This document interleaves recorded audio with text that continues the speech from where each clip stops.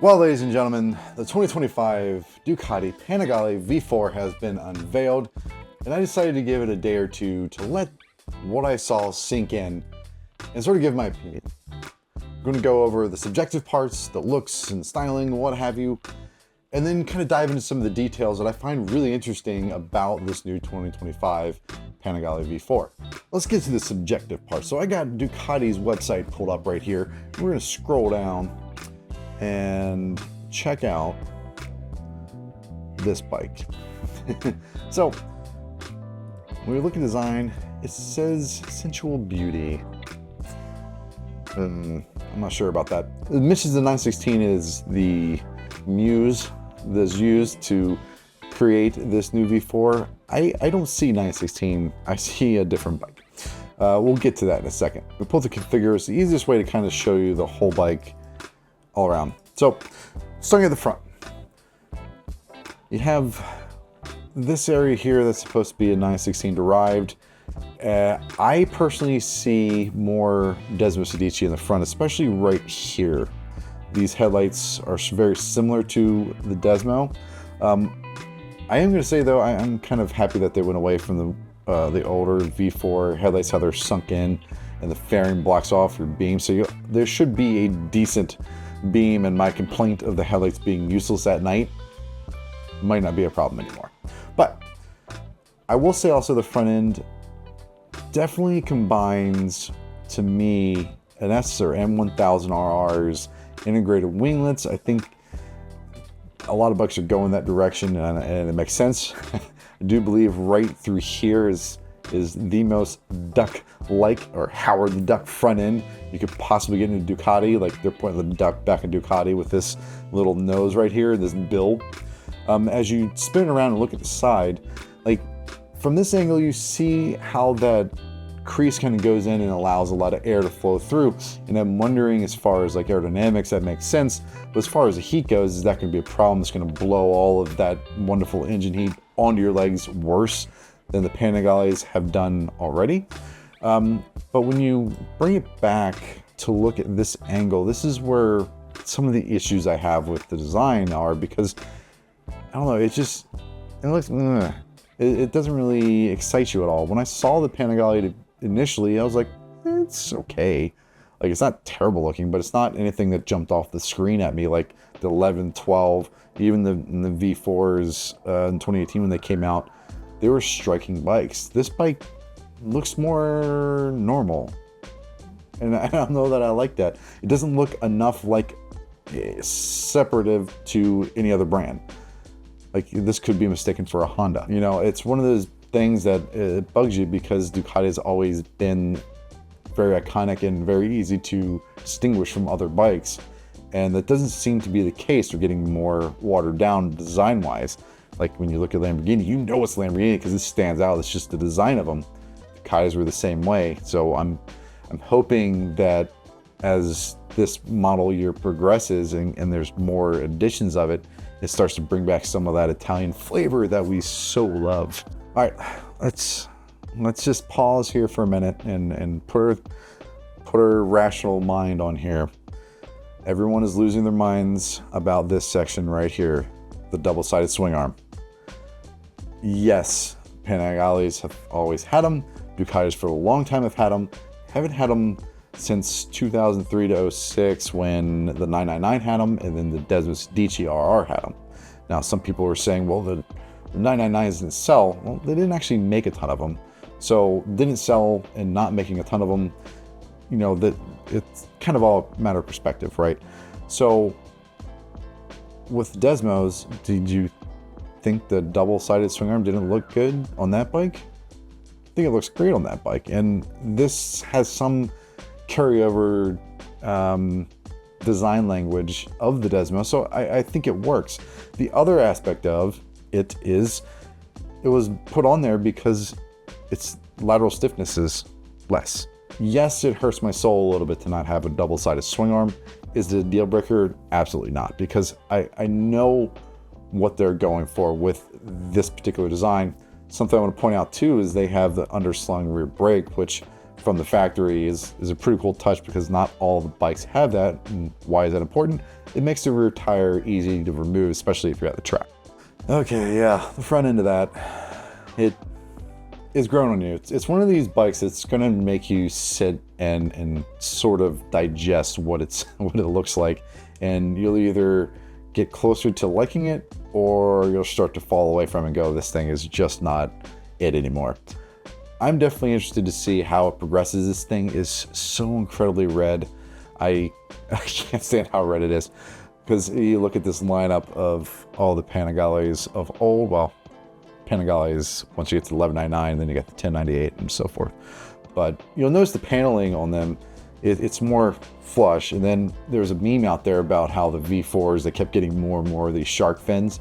Well, now there's obviously none, or there's just one giant one. So to me, this side angle right here, it screams more super street than anything else, or super sport, I should say. So here are the few details that I find interesting, and I think kind of lend to being a little excited about possibly testing one of these out to see how it feels. And that is the ergonomics. Starting off, something the V4s have always had is girth. When you grab the tank, they've always felt wide, and the way this tank is molded and looks right now as it jumps up, your legs seem like they can come closer together initially at the point where the seat and the tank intersect.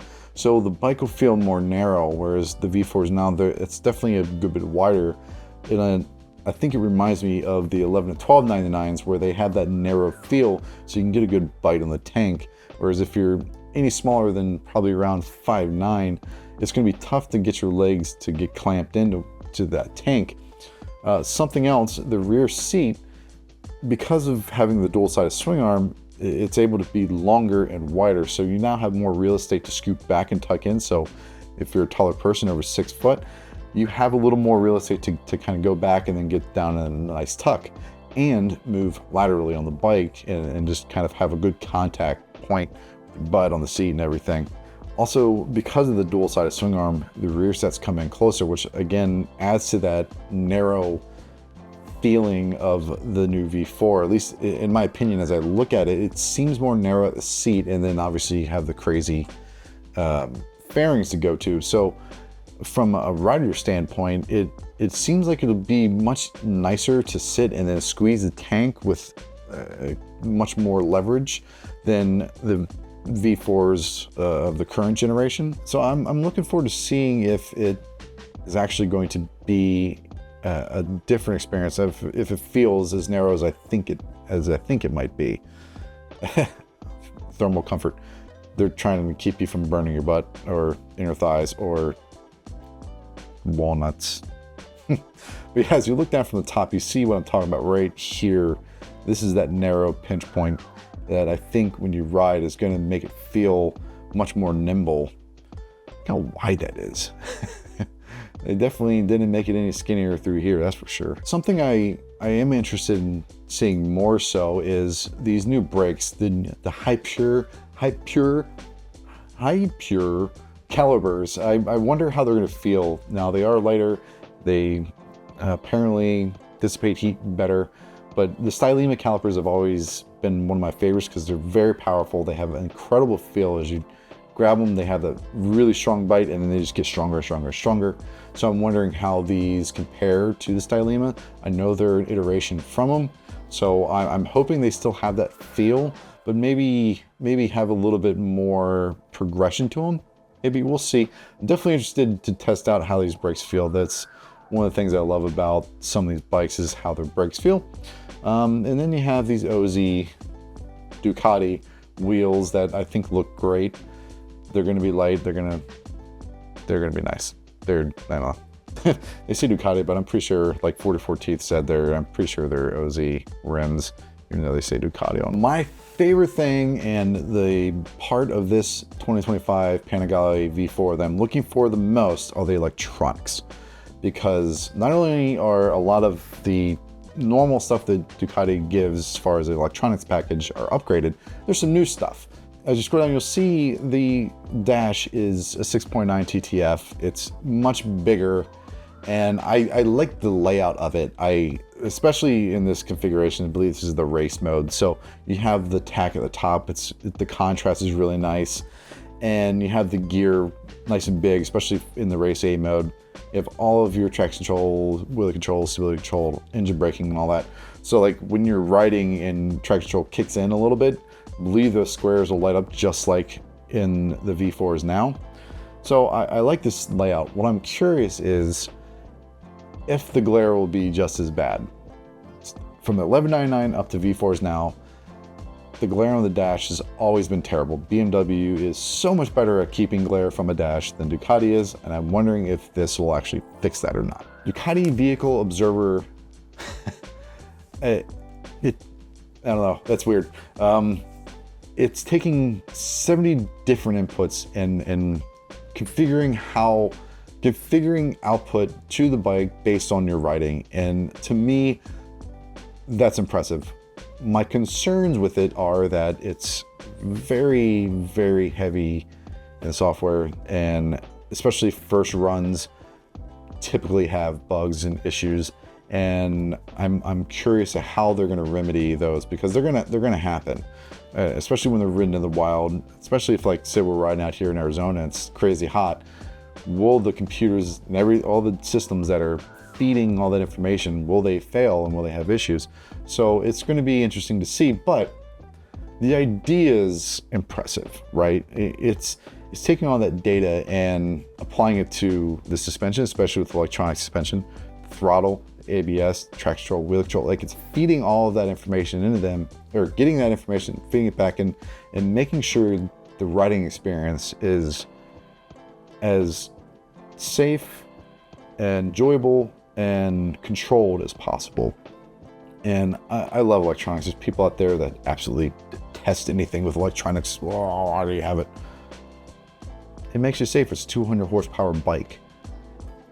Having this type of electronics allows you to progressively move into the thing. And you're like, well, then don't get a high horsepower bike. Why? You can get whatever you want. The electronics are there to keep you safe, so you can turn them all the way up and ride in a wet mode and be incredibly safe the entire time as you learn the bike. It's a beautiful thing about how these machines have progressed over the years. Let's see, throttle control, I don't know. If it says it's the same as the V4R, like the feel from it, which I actually quite like how the V4R throttle feels, like I mentioned in another video. It's actually got a weight to it, and there's definitely some, I don't want to say stickiness, but as you rotate it, there's a feel to the throttle, whereas, like I mentioned, the BMW being a little numb, like pretty much you're not connected to it. It's just, okay, I do something, and then the bike does its own magic. So I'm hoping it keeps that feel. The thing that I'm probably the most interested in really seeing is this race ECBS. Hondas have always, or for a long time, have had, if you use the front brake, the rear brakes are going to be applied as well.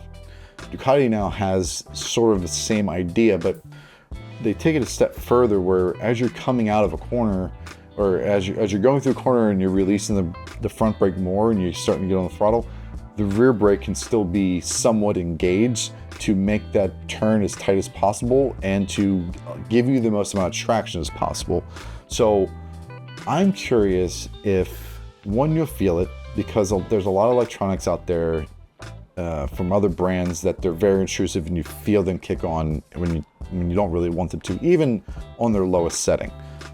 Ducati's always been really good about hiding that fact, BMW as well. I'm just curious if this will be felt right away, or again, there'll need to be iterations of the software to make it so it's more fluid and integrated than any other bike out there. So the race ECBS, I'm really, really intrigued. I wonder if it'll make you feel like a superhero riding it, kind of like I mentioned the S1000Rs do. They flatter you as a rider. This might be one of the first Ducatis that flatters you as a rider. So as we mentioned, the observer-based algorithms used to figure all this stuff out, event-based. So the Öhlins has their 3rd generation suspension on there, so you know it's going to be good. It's going to work really well.